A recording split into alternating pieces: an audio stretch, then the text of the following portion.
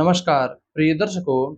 हमारे धर्म शास्त्रों में कहा गया है कि विवाह के बाद कुछ महीने ऐसे होते हैं जिसमें कि लड़की को अपने ससुराल में और 1 महीना ऐसा होता है जिसमें कि अपने पिता के घर में नहीं रहना चाहिए। कौन-कौन से महीने हैं और क्या हानियाँ होती हैं, आइए जानते हैं। सबसे पहले हमने चैत्र मास को लिया। चैत्र मास में कहा गया है कि अपने पिता के घर में उस विवाही लड़की को यानी विवाह हुआ है और पहला चैत्र महीना विवाह के बाद पड़े, उम्मीद कर रहा हूँ समझ रहे होंगे, पहला चैत्र महीना पड़े, तो इस समय अपने पिता के घर में ना रहे, पति के यहाँ चले जाए, ससुराल चले जाए, नहीं तो पिता की हानि होती है। ऐसी लड़की जो है पिता का नाश करती है, यह जो है शास्त्र कहता है।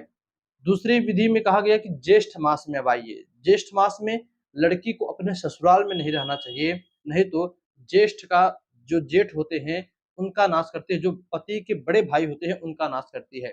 आषाढ़ के महीने में अपने सासू को हानि पहुँचाती है। हाँ, देखिए हानि का मतलब नहीं कि मार-पीट करेगी, उसका बुरा प्रभाव पड़ता है उन लोगों के स्वास्थ्य के ऊपर। जेठ महीने में रहेगी, तो जेठ की तबीयत खराब होगी। आप तय है, नोट करके लिख लीजिए, आप प्रैक्टिकल देख भी सकते हो करवा कर।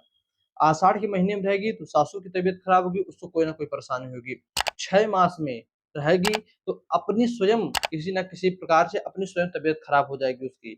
आखिरी महीना मल मास को लिया गया है कि मल मास में यदि ये अधिक मास में जो 4 साल में 1 बार आता है, वह भी पहली बार उसके जीवन में पड़े, तब वह भी उस ससुराल को छोड़कर अपने पिता के घर में आ जाए, मायके में आ जाए, नहीं तो 6 मास अधिक मास में ससुराल में रह रही है, तो अपने पति को हानि पहुँचाती है, अपने पति की तबीयत को खराब करती है।